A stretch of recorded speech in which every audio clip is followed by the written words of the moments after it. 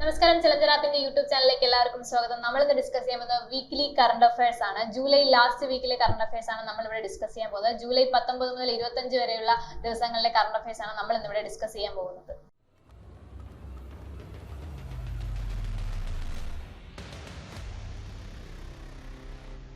അപ്പൊ നമുക്ക് ക്വസ്റ്റ്യൻസ് നോക്കാം. ആദ്യത്തെ ചോദ്യം, അമീബിക് മസ്തിഷ്ക ജ്വരത്തിന് മാർഗരേഖ പുറത്തിറക്കിയ സംസ്ഥാനം ഏത് എന്നാണ്.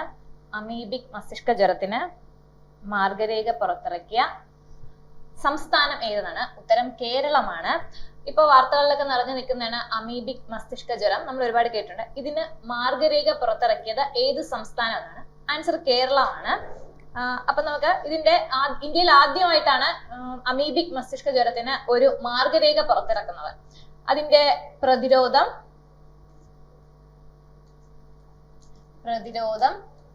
ചികിത്സ, രോഗനിർണയം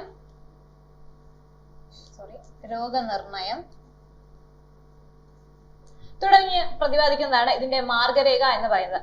അമീബിക് മസ്തിഷ്ക ജ്വരത്തിന് മാർഗരേഖ പുറത്തിറക്കിയ സംസ്ഥാനം കേരളമാണ്. ഇന്ത്യയിൽ ആദ്യമായിട്ടാണ് ഈ അസുഖത്തിന് ഒരു മാർഗരേഖ പുറത്തിറക്കുന്നത്. അതിന്റെ പ്രതിരോധം എങ്ങനെ, ചികിത്സ എങ്ങനെ, രോഗനിർണയം എങ്ങനെ, ഇതൊക്കെയാണ് ഇതിൽ പ്രതിപാദിക്കുന്നത്. നമുക്ക് രണ്ടാമത്തെ ക്വസ്റ്റ്യനിലേക്ക് പോകാം. 2024 ജൂലൈയിൽ നിപ്പ വൈറസ് ബാധിച്ച് മരണം സ്ഥിരീകരിച്ച കേരളത്തിലെ ജില്ല ഏത്? ഉത്തരം മലപ്പുറമാണ്. നമ്മൾക്ക് ന്യൂസിൽ കണ്ടതാണ്.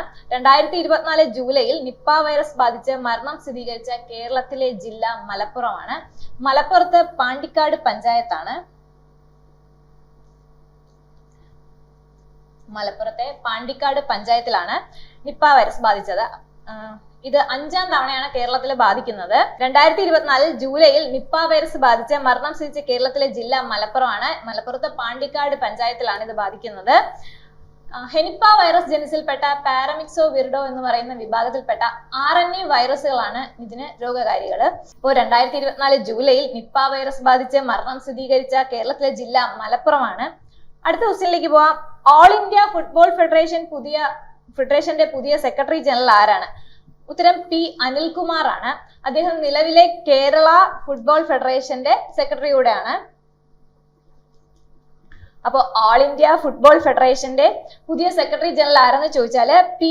അനിൽകുമാർ ആണ്. അദ്ദേഹം കേരള ഫുട്ബോൾ ഫെഡറേഷന്റെ ഇപ്പോഴത്തെ നിലവിലെ സെക്രട്ടറി കൂടെയാണ്. ഇത് കൂടാതെ ഓൾ ഇന്ത്യ ഫുട്ബോൾ ഫെഡറേഷന്റെ നിലവിലെ പ്രസിഡന്റ് ആരെന്ന് ചോദിച്ചാല് കല്യാൺ ചൗബെ.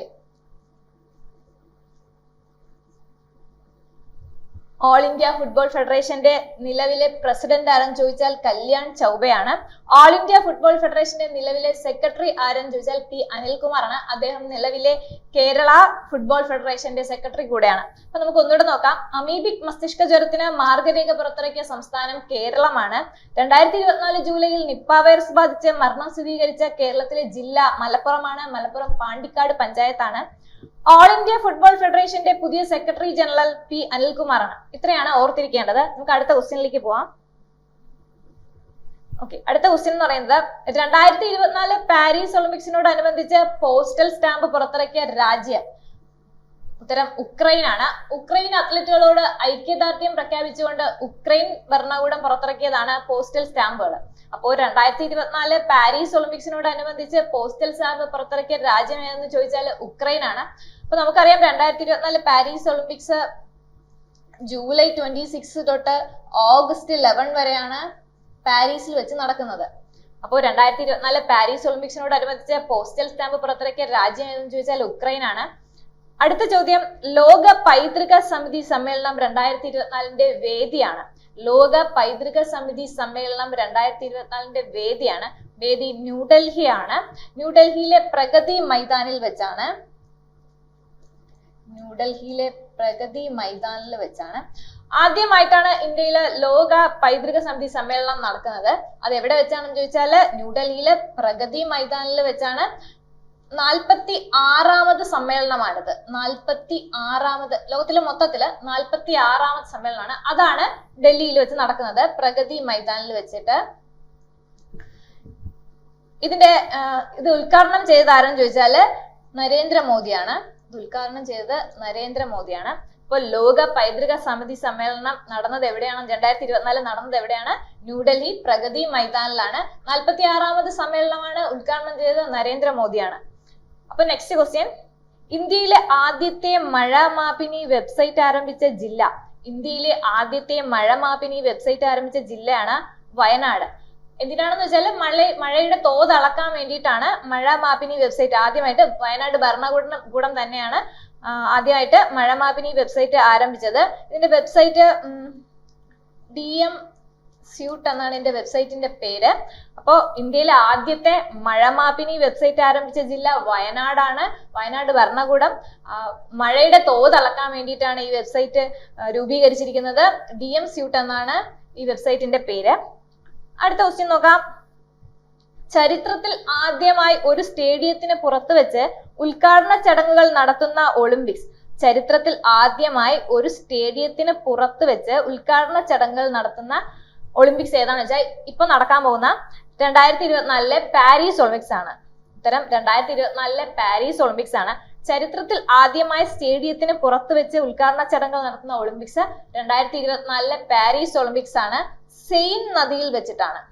പാരീസിലുള്ള സെയിൻ നദിയിൽ വെച്ചിട്ടാണ് ഉദ്ഘാടനങ്ങൾ നടക്കുന്നത്. ഒന്ന് രണ്ട് മത്സരങ്ങൾ നടക്കുന്നത് സെയിൻ നദിയുടെ തീരത്ത് വെച്ചിട്ടാണ്. അപ്പൊ ഒന്നുകൂടെ നോക്കാം. 2024 പാരീസ് ഒളിമ്പിക്സിനോടനുബന്ധിച്ച് പോസ്റ്റൽ സ്റ്റാമ്പ് പുറത്തിറക്കിയ രാജ്യം ഉക്രൈനാണ്. ഉക്രൈൻ അത്ലറ്റുകളോട് ഐക്യദാർഢ്യം പ്രഖ്യാപിച്ചുകൊണ്ടാണ് ഉക്രൈൻ പോസ്റ്റൽ സ്റ്റാമ്പുകൾ പുറത്തിറക്കിയിരിക്കുന്നത്. ലോക പൈതൃക സമിതി സമ്മേളനം 2024 വേദി ന്യൂഡൽഹിയാണ്. ന്യൂഡൽഹിയിലെ പ്രഗതി മൈതാനിൽ വെച്ചിട്ട് ആണ് നടന്നത്. 46ാമത് സമ്മേളനമാണ്. ഉദ്ഘാടനം ചെയ്തത് നരേന്ദ്രമോദിയാണ്. ഇന്ത്യയിലെ ആദ്യത്തെ മഴ മാപിനി വെബ്സൈറ്റ് ആരംഭിച്ച ജില്ല വയനാടാണ്. മഴയുടെ തോത് അളക്കുന്നതിന് വേണ്ടിയിട്ടാണ്. DM സ്യൂട്ട് എന്നാണ് അതിന്റെ വെബ്സൈറ്റിന്റെ പേര്. അടുത്ത ചോദ്യം, ചരിത്രത്തിൽ ആദ്യമായി ഒരു സ്റ്റേഡിയത്തിന് പുറത്ത് വെച്ച് ഉദ്ഘാടന ചടങ്ങുകൾ നടത്തുന്ന ഒളിമ്പിക്സ് 2024 പാരീസ് ഒളിമ്പിക്സ് ആണ്. സെയിൻ നദിക്കരയിൽ വെച്ചിട്ടാണ്. സെയിൻ നദിക്കരയിൽ വെച്ചിട്ട് കുറച്ച് മത്സരങ്ങളും നടക്കുന്നുണ്ട്. ഉദ്ഘാടനം നടക്കുന്നത് സെയിൻ നദിയിൽ വെച്ചിട്ടാണ്. അടുത്ത ചോദ്യത്തിലേക്ക് പോവാം. 2024 അന്താരാഷ്ട്ര ഹോക്കിയിൽ നിന്ന് വിരമിക്കൽ പ്രഖ്യാപിച്ച മലയാളി താരം. 2024 അന്താരാഷ്ട്ര ഹോക്കിയിൽ നിന്ന് വിരമിക്കൽ പ്രഖ്യാപിച്ച മലയാളി താരം. ശ്രദ്ധിക്കുക, അന്താരാഷ്ട്ര ഹോക്കിയിൽ നിന്നാണ്. ഉത്തരം PR ശ്രീജേഷ് ആണ്. നമുക്ക് എല്ലാവർക്കും അറിയാം PR ശ്രീജേഷ് നമ്മുടെ നിലവിലെ ദേശീയ ഫുട്ബോൾ ഹോക്കിയുടെ ഗോൾ കീപ്പർ ആണ്. അപ്പോൾ 2024 അന്താരാഷ്ട്ര ഹോക്കിയിൽ നിന്നാണ് അദ്ദേഹം വിരമിക്കൽ പ്രഖ്യാപിച്ചത്. 2024 അന്താരാഷ്ട്ര ഹോക്കിയിൽ നിന്ന് വിരമിക്കൽ പ്രഖ്യാപിച്ച മലയാളി താരം ആരെന്ന് ചോദിച്ചാൽ PR ശ്രീജേഷ് ആണ്. അദ്ദേഹം ദേശീയ ഹോക്കി ടീമിന്റെ ഗോൾ കീപ്പർ കൂടെയാണ്. കഴിഞ്ഞ വർഷങ്ങളിൽ ഒളിമ്പിക്സ് മെഡലൊക്കെ നേടിയിട്ടുണ്ട്. അടുത്ത ചോദ്യത്തിലേക്ക് പോവാം. തുടർച്ചയായി ഏറ്റവും കൂടുതൽ ബജറ്റ് അവതരിപ്പിച്ച ഇന്ത്യൻ വനിതാ ധനകാര്യ മന്ത്രി. വളരെ ഇമ്പോർട്ടന്റ് ആയിട്ടുള്ള ക്വസ്റ്റ്യൻ ആണ്, ശ്രദ്ധിക്കുക. തുടർച്ചയായി ഏറ്റവും കൂടുതൽ ബജറ്റ് അവതരിപ്പിച്ച ഇന്ത്യൻ വനിതാ ധനകാര്യ മന്ത്രിയാണ്. തുടർച്ചയായി എന്നുള്ള വാക്ക് ശ്രദ്ധിക്കുക. തുടർച്ചയായിട്ട് അപ്പൊ ഉത്തരമാണ് നിർമ്മല സീതാരാമൻ ആണ്. തുടർച്ചയായി ഏറ്റവും കൂടുതൽ ബജറ്റ് അവതരിച്ച ഇന്ത്യൻ വനിതാ ധനകാര്യ മന്ത്രി നിർമ്മല സീതാരാമൻ ആണ്. 7 തവണയാണ് തുടർച്ചയായിട്ട്. ഇതിനു മുന്നേ മൊറാർജി ദേശായി 6 തവണ, അദ്ദേഹത്തിന്റെ റെക്കോർഡാണ് മറികടന്നത്.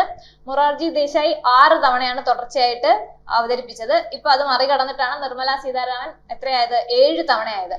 ഏറ്റവും കൂടുതൽ ബജറ്റ് അവതരിപ്പിച്ചത് ആരാണെന്ന് ചോദിച്ചാൽ മൊറാർജി ദേശായി ആണ്.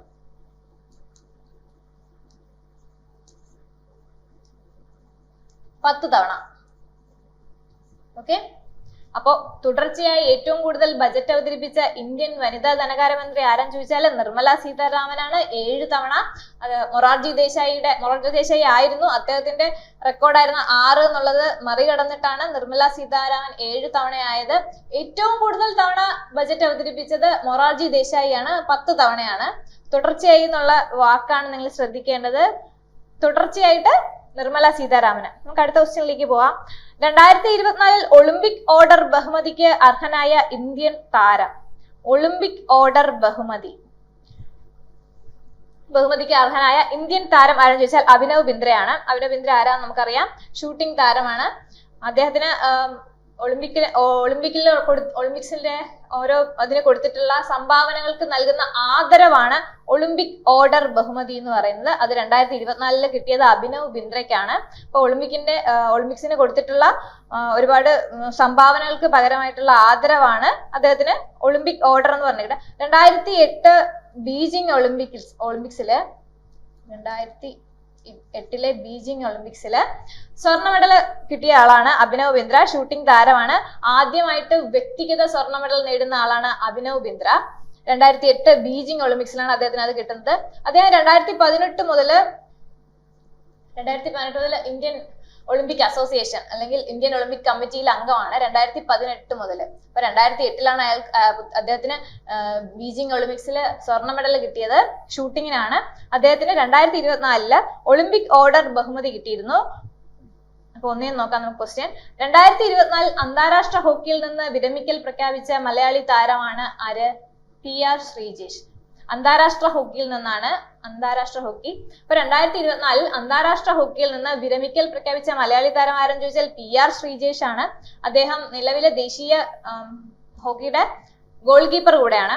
തുടർച്ചയായി ഏറ്റവും കൂടുതൽ ബജറ്റ് അവതരിപ്പിച്ച ഇന്ത്യൻ വനിതാ ധനകാര്യമന്ത്രി ആരെന്ന് ചോദിച്ചാൽ നിർമ്മല സീതാരാമനാണ്. 7 തവണയാണ്. മൊറാർജി ദേശായി 6 തവണയായിരുന്നു.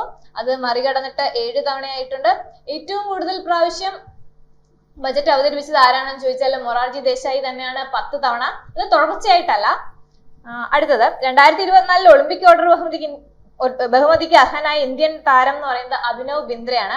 അദ്ദേഹം നമുക്ക് എല്ലാവർക്കും അറിയാം 2008 ബീജിംഗ് ഒളിമ്പിക്സിൽ വ്യക്തിഗത മെഡൽ ആദ്യമായിട്ട് ഇന്ത്യക്ക് വ്യക്തിഗത സ്വർണ്ണ മെഡൽ നേടിത്തന്ന ആളാണ്.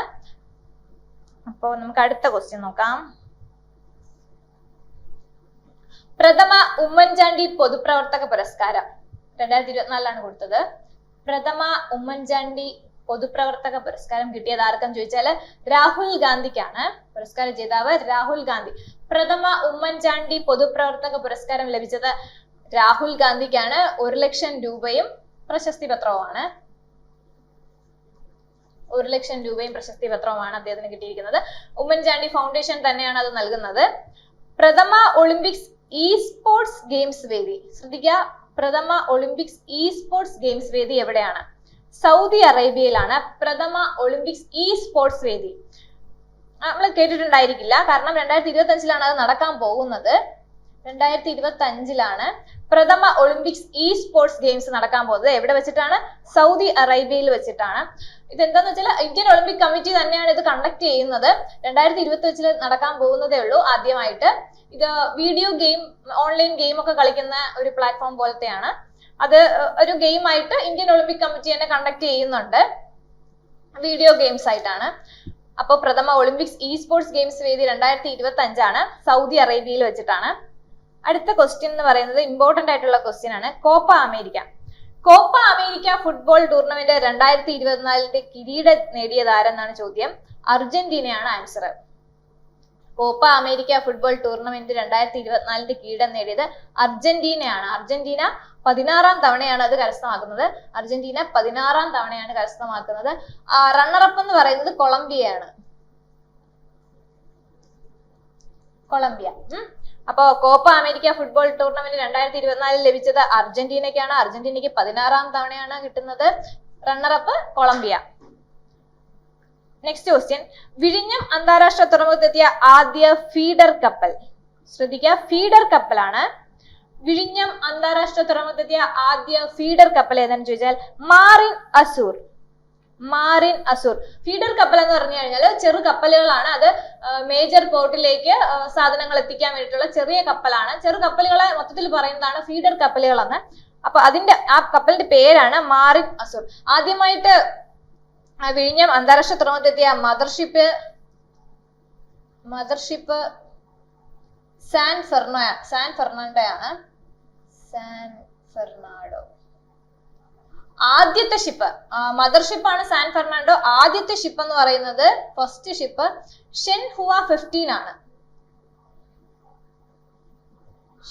ഷെൻഹുവ 15 ആണ് ആദ്യത്തെ മദർഷിപ്പ് എന്ന് പറഞ്ഞാൽ സാൻ ഫെർണാണ്ടോ ആണ്. ആദ്യത്തെ ഫീഡർ കപ്പൽ മാറിൻ അസൂർ ആണ്. അപ്പോൾ വിഴിഞ്ഞം അന്താരാഷ്ട്ര തുറമുഖത്തെത്തിയ ആദ്യ ഫീഡർ കപ്പൽ എന്ന് പറയുന്നത് മാറിൻ അസൂർ ആണ്. മദർഷിപ്പ് സാൻ ഫെർണാണ്ടോ ആണ്. ആദ്യം വന്ന ഷിപ്പ് ഷെൻഹുവ 15 ആണ്. ഫീഡർ കപ്പൽ എന്ന് പറഞ്ഞാൽ ചെറു കപ്പലുകളാണ്. അത് സാധനങ്ങൾ മേജർ പോർട്ടിലേക്ക് എത്തിക്കാൻ വേണ്ടിയിട്ടുള്ള ചെറു കപ്പലുകളാണ് അവ. അപ്പൊ നമുക്ക് ഒന്നുകൂടെ നോക്കാം. പ്രഥമ ഉമ്മൻചാണ്ടി പൊതുപ്രവർത്തക പുരസ്കാരം ലഭിച്ചത് രാഹുൽ ഗാന്ധിക്കാണ്. 1 ലക്ഷം രൂപയും പ്രശസ്തി പത്രവുമാണ്. ഉമ്മൻചാണ്ടി ഫൗണ്ടേഷനാണ് അത് നൽകുന്നത്. പ്രഥമ ഒളിമ്പിക്സ് ഇ സ്പോർട്സ് ഗെയിംസ് വേദി ഏതാണ്? Saudi Arabia. 2025 നടക്കാൻ പോകുന്നതേ ഉള്ളൂ.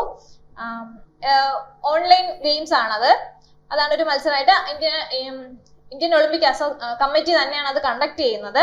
അടുത്ത് കോപ്പ അമേരിക്ക ഫുട്ബോൾ ടൂർണമെന്റ് 2024 കിരീട ജേതാവ് ആരാണ് ചോദിച്ചാൽ അർജന്റീനയാണ്. അർജന്റീനയ്ക്ക് 16ാം തവണയാണ് കിട്ടുന്നത്.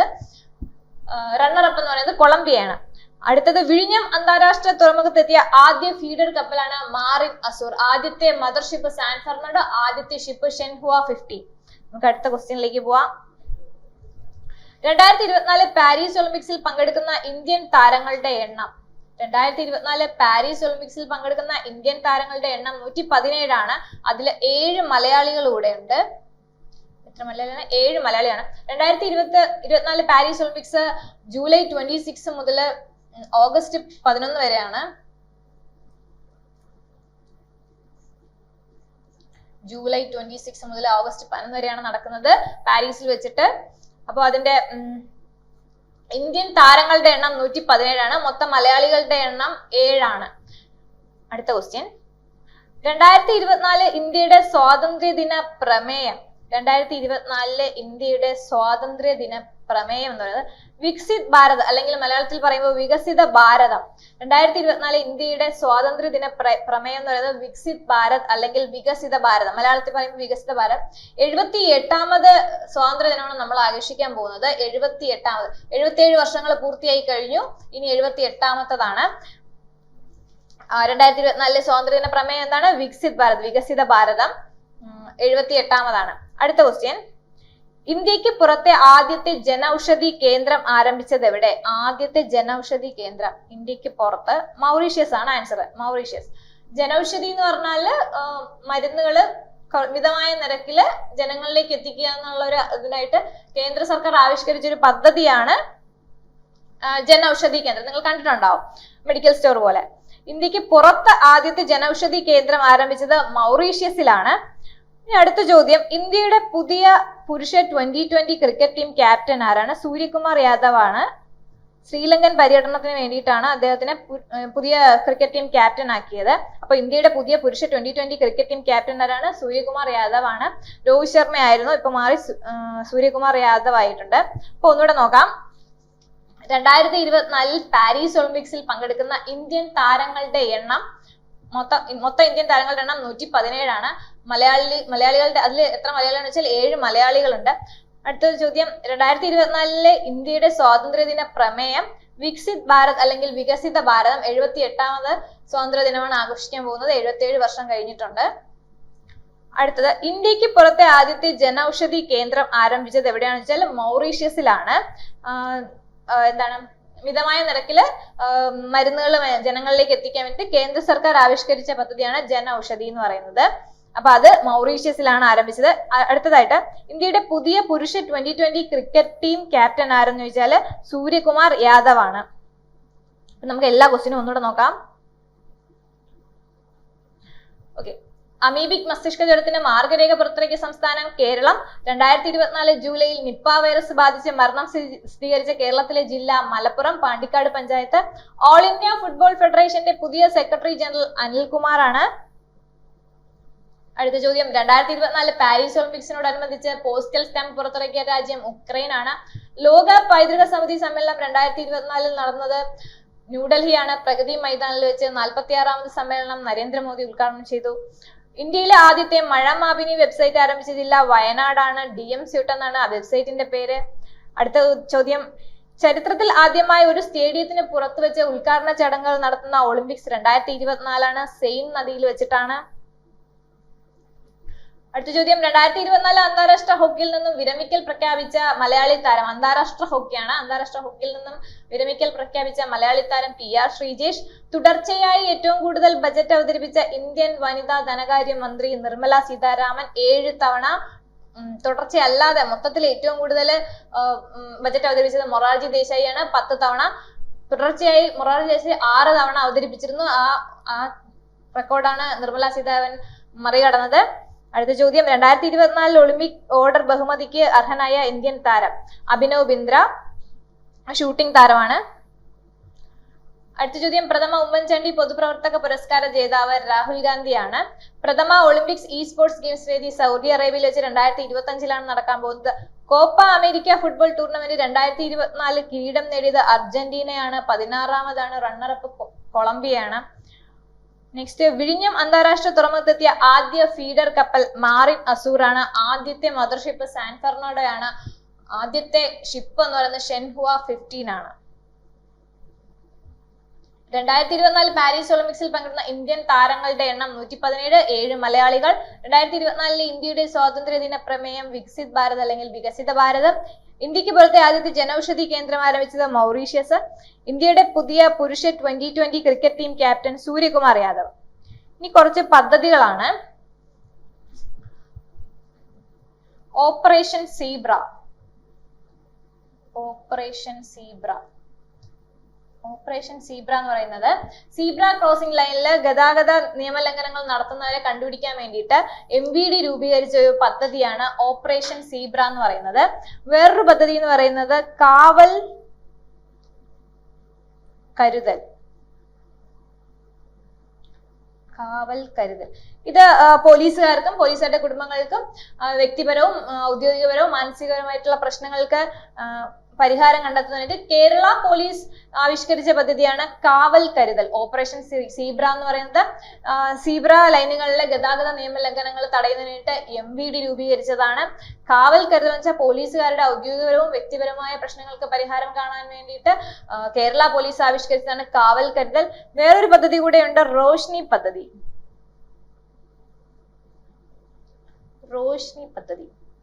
അത് എറണാകുളം ഭരണകൂടമാണ് അത് ആവിഷ്കരിച്ചിരിക്കുന്നത്. എന്തിനു വേണ്ടിയാണെന്ന് ചോദിച്ചാൽ അന്യ സംസ്ഥാന തൊഴിലാളികളുടെ മക്കളെ പഠിപ്പിക്കുന്നതിനും അവരുടെ മക്കളെ മലയാളം പഠിപ്പിക്കുന്നതിനും വേണ്ടിയിട്ടാണ്.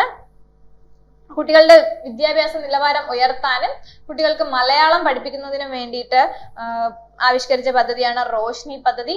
സീബ്ര പദ്ധതി എന്ന് പറയുമ്പോൾ ഓപ്പറേഷൻ സീബ്ര ഗതാഗത നിയമങ്ങൾക്ക് വേണ്ടിയിട്ടാണ്. സീബ്ര ലൈനിൽ നടത്തുന്ന നിയമലംഘനങ്ങൾ കണ്ടുപിടിക്കുന്നതിന് MVD ആണ്. അടുത്തത് കാവൽ കരുതൽ എന്ന് പറയുന്നത് കേരള പോലീസിന്റെ ആണ്. അടുത്തത് റോഷ്നി പദ്ധതി അന്യസംസ്ഥാന തൊഴിലാളികളുടെ മക്കൾക്ക് മലയാളം പഠിപ്പിക്കുന്നതിന് അവരുടെ വിദ്യാഭ്യാസ നിലവാരം ഉയർത്തുന്നതിന് വേണ്ടിയിട്ട് എറണാകുളം ഭരണകൂടം രൂപീകരിച്ച പദ്ധതിയാണ് റോഷ്നി പദ്ധതി. Thank you.